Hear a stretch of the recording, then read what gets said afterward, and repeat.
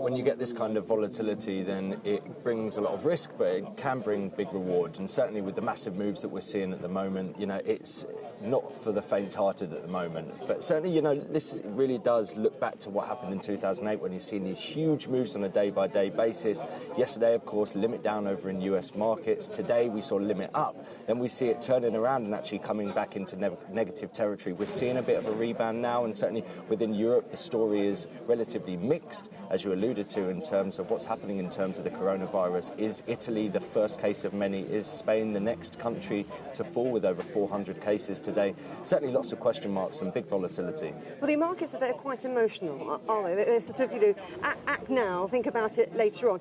But if we look back at history, perhaps we can expect some more falls before we see things picking up more consistently. Yeah, look, everyone's got their own outlook for this.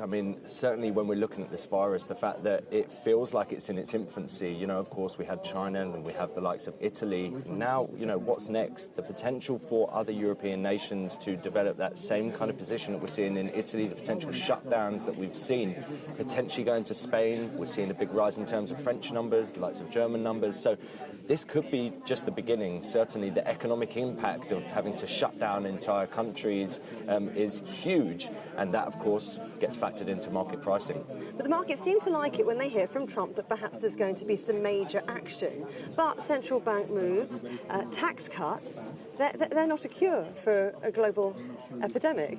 No, of course, but certainly what we have been seeing, this big sell-off around about the fears about what could happen from an economic perspective. Then you see a little bit of a rebound on hopes of some monetary stimulus. That came and went, markets went lower again. Now we're focusing on the fiscal side of things. What's Donald Trump going to be able to bring in terms of a potential short-term or temporary payroll tax cut? But like you said, that's not necessarily going to fix the virus at the moment. So I think it's likely we're going to head lower soon enough, even if we do see a bit of a rebound.